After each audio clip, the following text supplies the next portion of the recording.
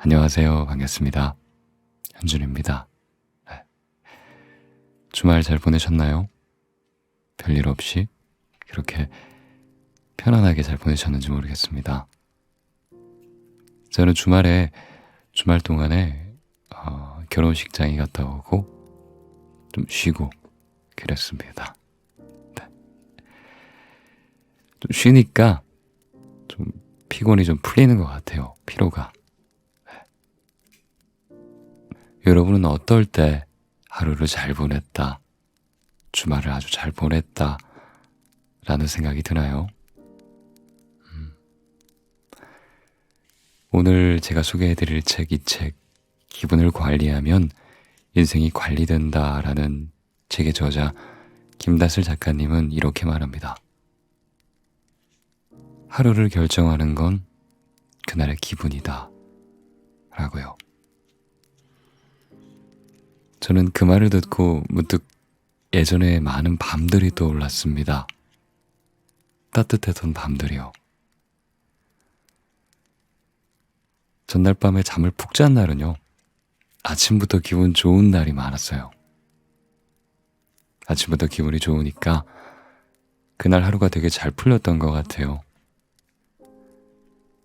다소 삐걱거리는 일이 생겨도 몸 상태가 좋으니 대수롭지 않게 넘길 수 있었죠. 그렇게 하루를 알차게 보낸 저는요, 노곤한 밤이 찾아오면 정말 진정으로 쉼을 취하는 심정으로 편안하게 잠들 수 있었죠. 전날 밤에 편안하게 잠든 기분이 하루의 삶을 활기차게 만든 게 아닌가 하는 생각이 듭니다. 그와 동시에 또 이런 생각도 들어요.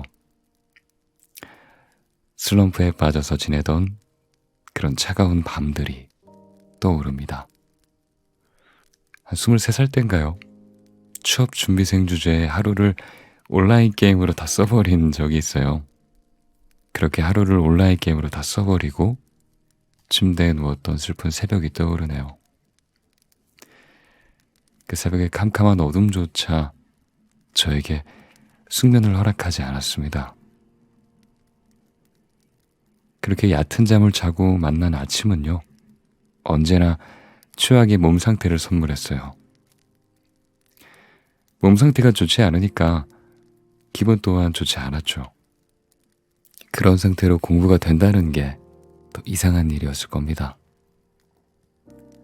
책상에 앉아 있어도 머릿속에는 부정적인 생각만 들었어요.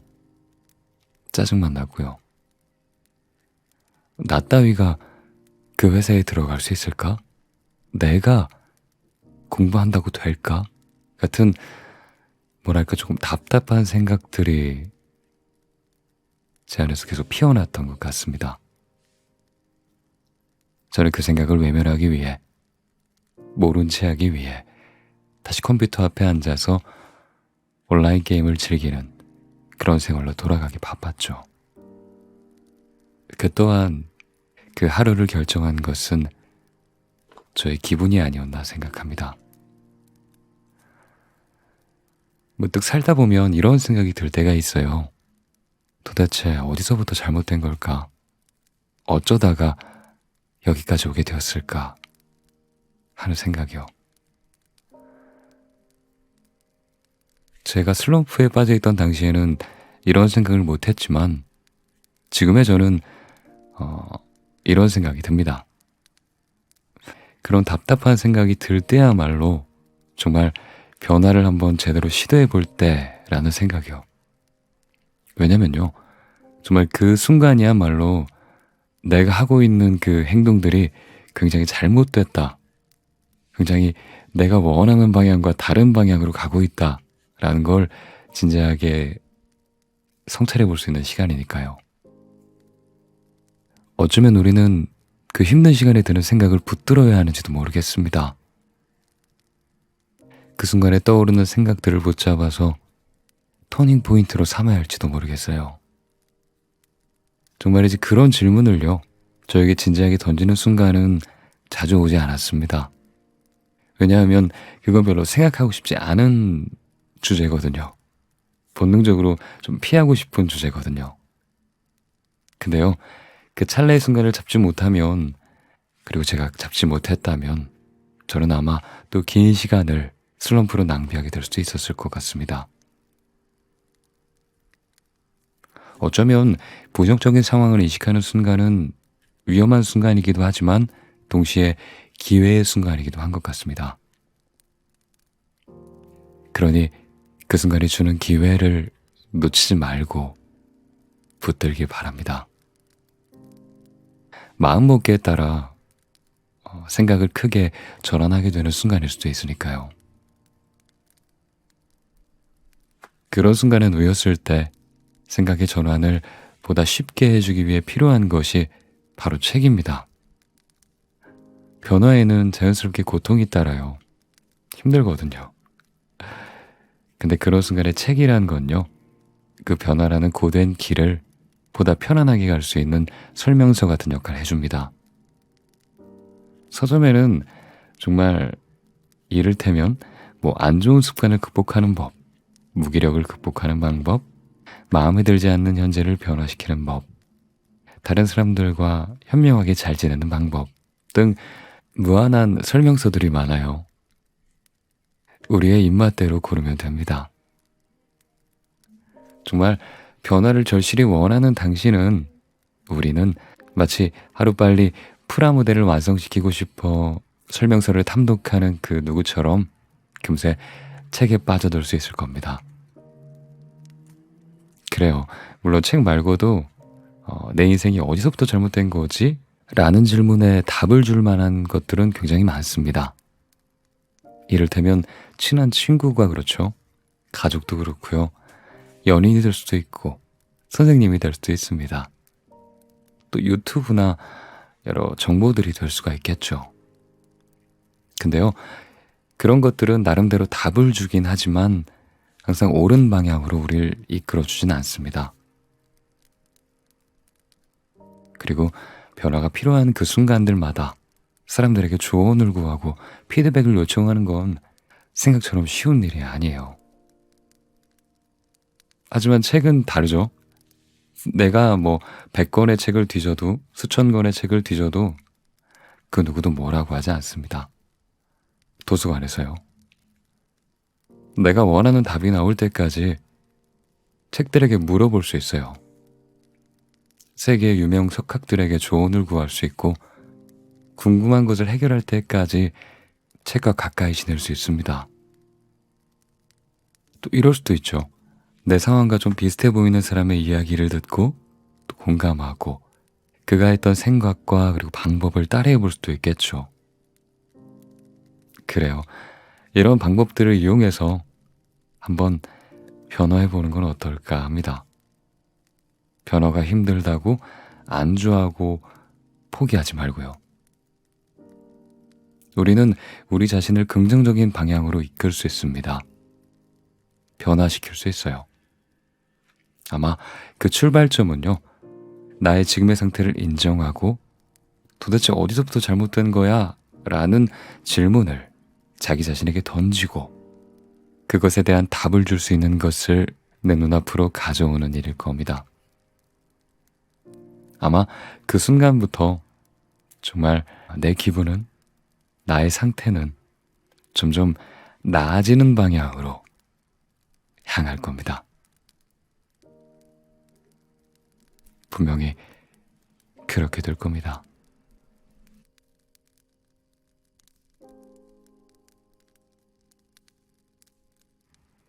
기분을 관리하면 인생이 관리된다.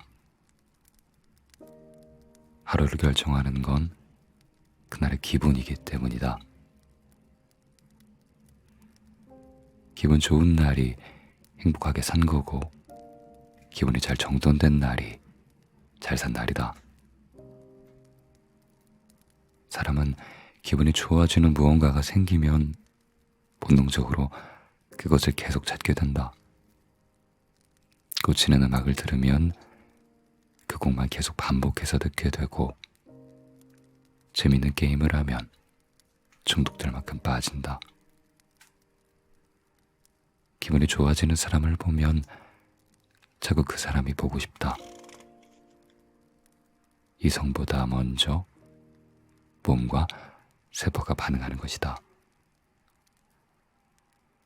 이처럼 기분은 사람을 움직이는 원초적인 힘이다. 그렇게 사람은 기분 전환에 막대한 시간과 돈을 쓴다. 기분 전환을 위해서라면 먼 곳의 바다를 보러 기꺼이 많은 시간과 또 비용을 지불한다. 예쁜 카페에 가서 커피에 달콤한 케이크를 원가의 몇 배나 되는 비싼 돈을 주고 먹는다. 기분만 나아진다면 시간과 비용을 아끼지 않는 것이다. 현명한 사람은 이런 기분 관리의 중요성을 누구보다 잘 알고 더 효율적인 방법을 찾는다. 세계 정상급 부호인 일론 머스크가 멘탈과 기분을 관리해주는 전문가를 거액을 주고 고용한 이유가 바로 여기에 있다. 결국 하루의 기분이 쌓여 인생을 이루기에 기분은 무엇보다 중요한 셈이다.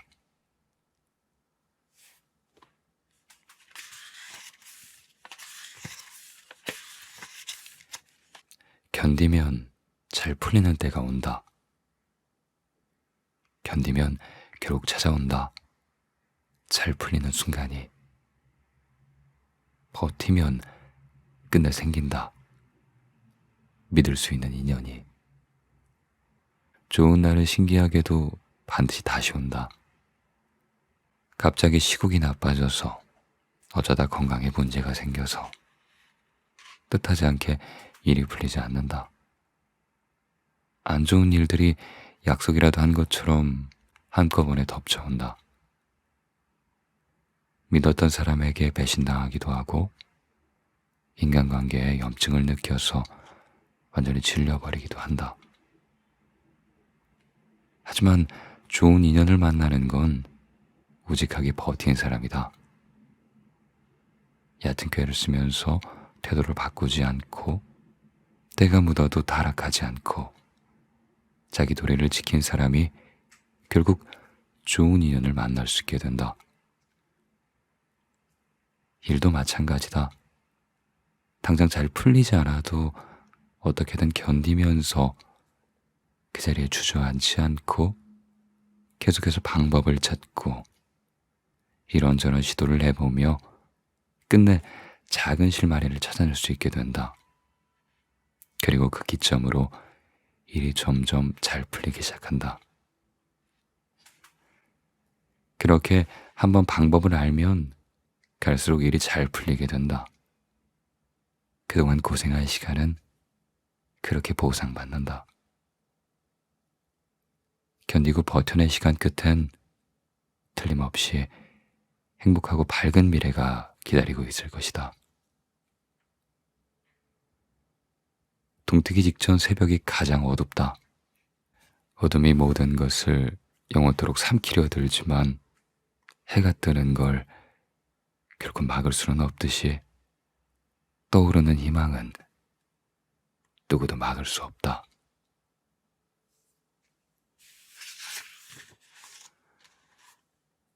인생이 잘 풀리는 순서. 하나, 감당하기 힘든 시련이 계속해서 생긴다. 돈 문제, 사람 문제, 건강 문제, 가족 문제, 삶에서 겪을 수 있는 가장 심각한 문제들이 연달아 터진다. 하나만 터져도 감당하기 어려운 일들이 계속해서 겹치는 시련을 겪게 된다. 둘, 삶의 회의를 느낀다. 무엇 하나 이룬 것도 없이, 모아둔 재산도 없이, 지금껏 이러고 살아온 것에 회의감이 물밀듯이 밀려온다.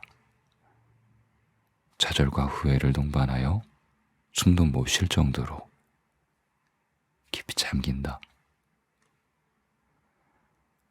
셋, 인간관계가 싹 정리된다. 있으나 마나한 사람부터 아주 가까운 사람까지 한 번에 정리된다. 몹시 힘들 때라 도움이 절실한데 곁에 끝까지 남는 사람이 몇 없기 때문이다.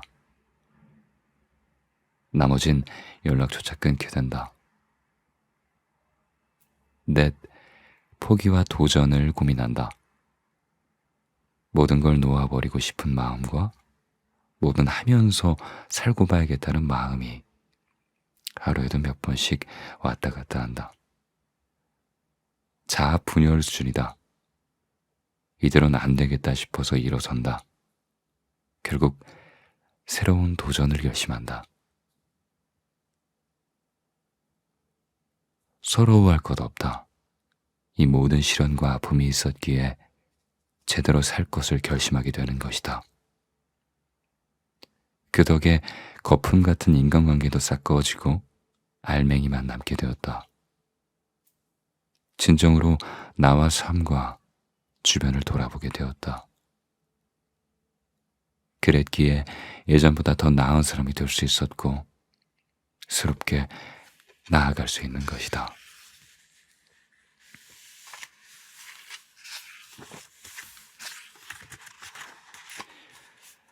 인생이 서서히 망가지는 게으름 루틴. 첫 번째, 온종일 누워서 폰만 본다. 두 번째, 해야 할 일을 잔뜩 쌓아둔다. 세 번째, 운동, 청소 등은 끝까지 미룬다. 네 번째, 씻고 먹는 것도 귀찮다. 다섯 번째, 해야지 이렇게 생각만 한다.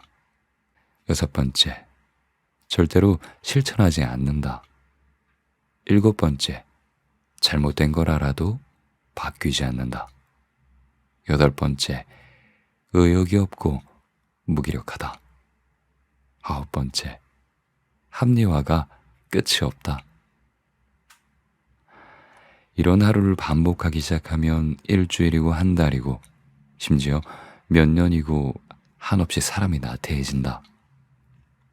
문제는 아무것도 안 하는 상태는 틀림없는데 그렇다고 제대로 쉬는 것까지도 않다는 것이다. 한껏 게을르게 퍼질러져 있으면서도 머릿속엔 해야 할 것들이 맴돌고 해야지 하면서 버거운 부담과 미래에 대한 불안감으로 가득하다. 차라리 마음 편히 푹 쉬고 상쾌한 몸과 마음으로 하루를 맞이하며 새 출발하면 좋을 텐데 그도 아니다. 이런 퇴행적인 상태를 벗어나려면 아주 작은 것부터 시작해야 한다. 오늘 양치 3번, 팔굽혀펴기 3개. 이렇듯 어린아이도 쉽게 하는 작은 실천부터 말이다. 일단 악순환을 끊는 것이 무엇보다 중요하므로.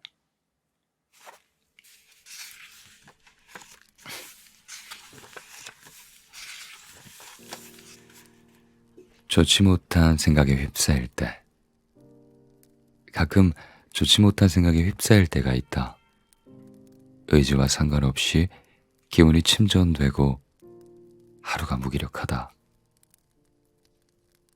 사람의 마음은 날씨와 같아서 쨍하고 해뜰 날만 있지 않다. 인생을 겪다 보면 잔뜩 흐린 날도 있는 법이다. 흐린 날씨도 자연스러운 날인데 어쩌겠나. 대신 오래 머물러 있지 않아야 한다. 하지만 이런 사실을 알고 있어도 꼼짝없이 무기력하기도 하다. 그럴 땐 해야 하는 일을 전부 다 하려고 하지 말고 그 중에 가장 중요한 하나만, 그 하나만 정해서 하는 것이 좋다. 작은 용기를 가지기를. 크게 마음 먹고 움직이는 것만이 용기가 아니다. 아주 소소한 걸음에도 용기가 실린다. 한 발자국만 내딛어 보자. 두렵고 귀찮고 피곤하고 또 쉬고 싶다면 한 발자국만 앞으로 나간 후에 다시 쉬면 된다. 실컷 쉬고 나서 다시 한 발자국. 이런 식으로 한 발씩 나아가 보는 거다. 가만히 멈춰서서 제자리에 있는 것이 아니니 머리 위를 뒤덮고 있는 검은 구름대는 언젠가 벗어난다. 많은 걸 한꺼번에 하려는 생각을 버리자. 하나씩, 하나씩 하면 된다. 충분히 할 수 있다. 차근차근 하면 어렵지 않다. 얼마든지 해낼 수 있다. 그러다 보면 맑게 긴 하늘처럼 맑아진 표정을 지울 수 있을 것이다.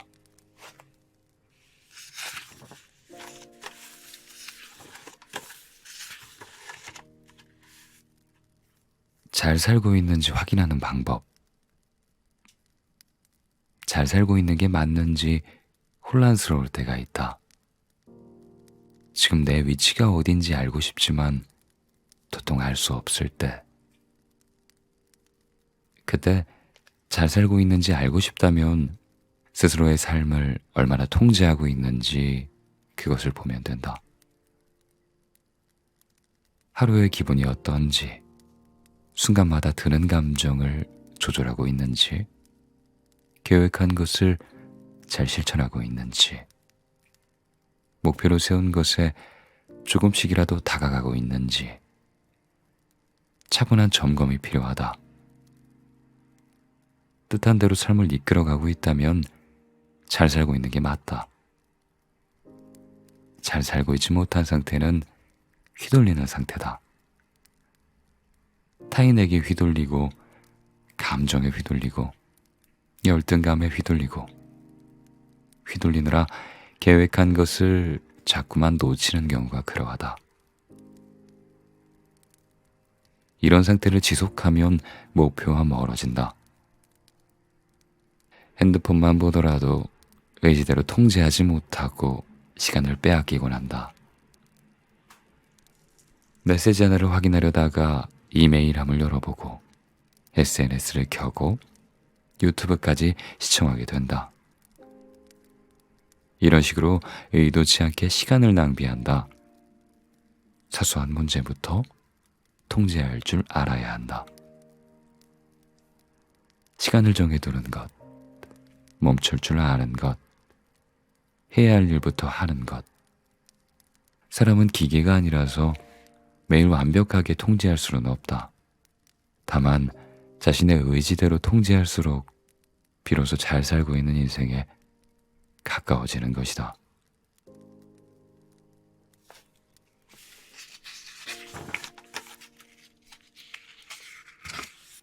생각을 단순화하는 법.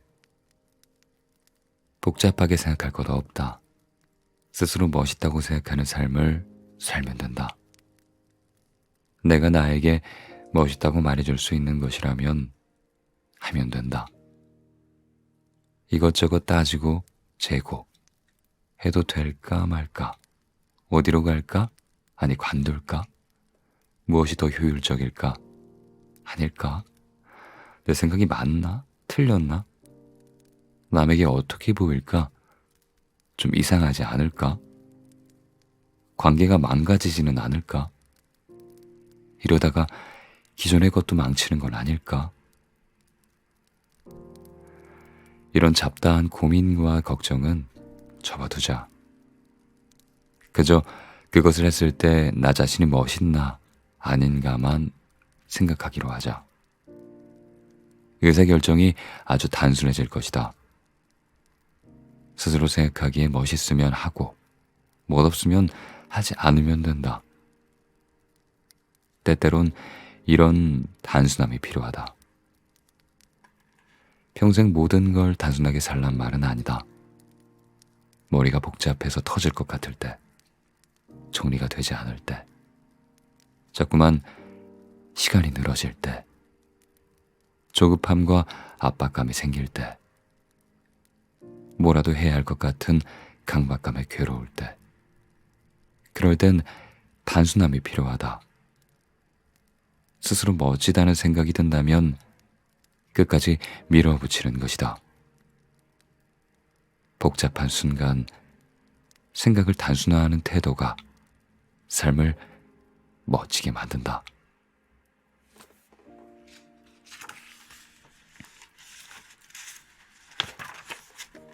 자존감을 높이는 방법. 자존감을 높이고 싶다면 자신과의 약속을 지키는 게 중요하다. 타인과의 약속이 아니라 자기 자신과의 약속을 지키는 것이다. 이 방법은 자존감을 빠르고 아주 확실하게 높여준다. 단, 지킬 수 없는 약속은 오히려 자존감을 낮춘다. 지나치게 높은 목표보단 자신이 지킬 수 있는 작은 목표를 세우고 약속하면 된다. 매일 먹던 야식을 일주일에 한 번만 먹겠다. 전혀 하지 않던 산책을 매일 10분만 하겠다. 죽어도 공부하기 싫던 영어 회화를 관련 영상으로 매일 1개씩만 보겠다.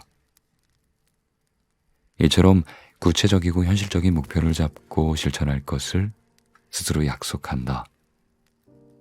아주 작은 약속임에도 지키면 지킬수록 조금씩 자신이 나아지는 걸 느낄 수 있을 것이다. 향상심을 느끼는 게 중요하다. 향상심은 지금의 나보다 더 나은 나로 발전하길 바라는 마음이다. 자존감을 높이는 요령은 향상심에 있다. 이 마음을 적극적으로 활용하면 매일 발전할 수 있게 될 것이다.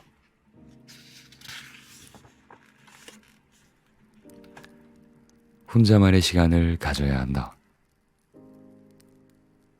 혼자만의 시간을 가져야 한다. 과거에 나는 혼자의 시간을 초라하고 또 쓸쓸하게 느껴 견디지 못했다. 하지만 이제는 혼자만의 시간이 꼭 필요하다는 걸 안다. 사회생활을 하면 학교, 직장, 종교, 친구 모임, 동창회, 동호회, 심지어 단톡방 등 특정 집단에 속할 수밖에 없다. 이처럼 집단에 속하는 건 일상과 뗄 수 없는 일이다.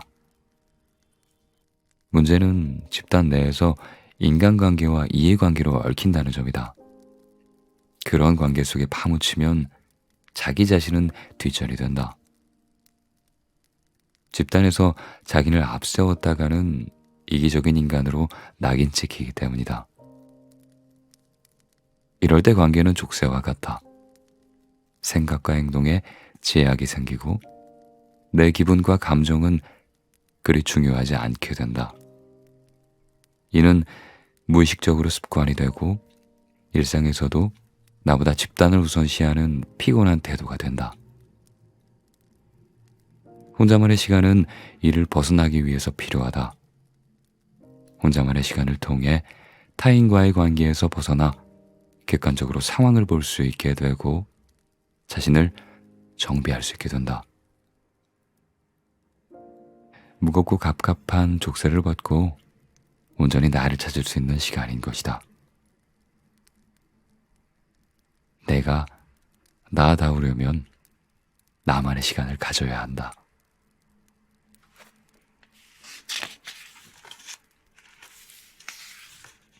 달의 시간. 시간은 신비롭고 덧없다. 기원이 된 700만 년 전 최초의 인류도, 신화가 된 5,000년 전 단군이란 존재도, 신이 된 2,000년 전 예수라 불린 존재도, 피가 이어진 할아버지의 할아버지도 똑같이 밤하늘에 저 달을 올려다봤겠지. 달에겐 이 모든 게 찰나의 순간이고 변함없이 그 자리에서 비추었겠지. 그때의 달은 지금도 나를 비춘다. 내 자식의 자식 또한 저 달을 볼 테지. 100년도 못 사는 주제에 뭘 그리 영원할 것처럼 아등바등 살까?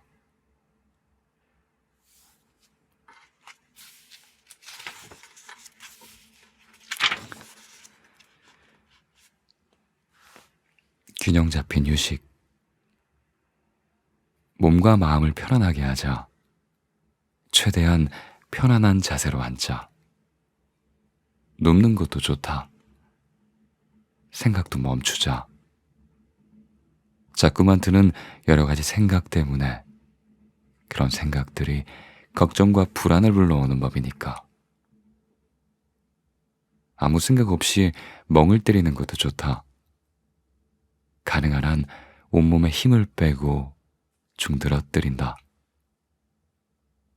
마음은 잔잔하고 고요한 호수를 떠올린다.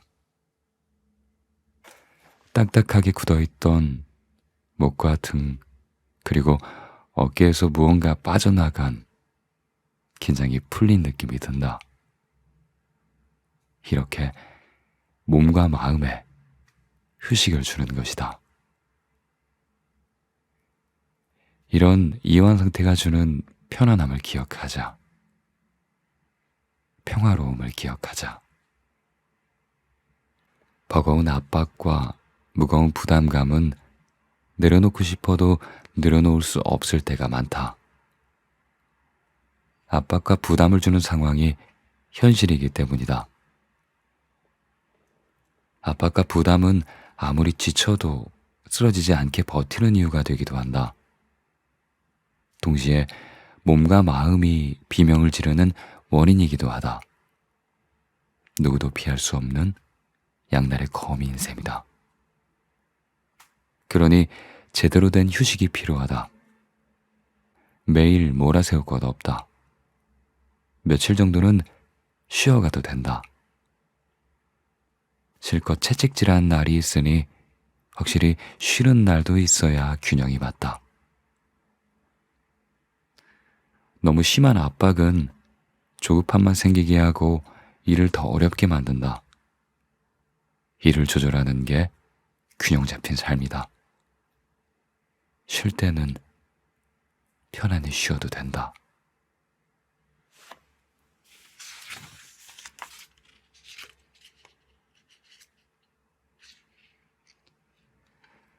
어디론가 훌쩍 떠나고 싶다. 목적지가 어디건 중요하지 않다. 중요한 건 지치고 답답한 마음이 한계에 가깝다는 거다. 휴일이 있을 뿐 쉼이 없어진 요즘이기에.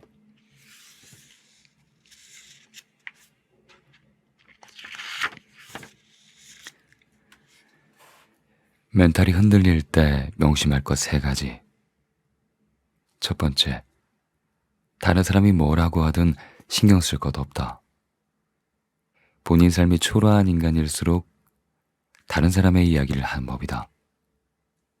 진정으로 잘난 사람은 자기 개발하고 주위 사람을 챙기기에도 시간이 부족하므로 타인에게 별 관심이 없다. 못난 사람은 열등감이 가득해서 자기 삶을 다른 사람의 험담으로 채우는 우매한 짓을 한다. 실제로 본인의 가장 귀한 시간인 재산을 타인을 위해 쓰고 있으니 말이다. 두 번째, 시샘은 잘 살고 있다는 방증이다. 질투하고 시기하는 사람이 있다면 지금 아주 잘하고 있다는 증거다. 못하고 있는 사람에겐 시샘을 느끼고 싶어도 느낄 수가 없다. 싸구려는 아무런 논란도 짝퉁도 생기지 않지만 명품은 생기듯이. 세 번째, 멘탈이 강한 사람이란 건 없다. 단단한 멘탈을 가진 사람이 따로 있는 줄 아는데 절대 그렇지 않다. 더 자주 멘탈을 잡는 사람이 있을 뿐이다. 멘탈은 누구나 흔들리지만 겉으로 내색하지 않고 조용히 속으로 한 번 더 붙잡는 사람이 강해 보이는 거다. 그러니 멘탈이 자꾸 흔들린다고 무너지지 말길. 자주 흔들리면 더 자주 잡으면 되는 일이다. 마음은 몇 번이고 다 잡을 수 있다.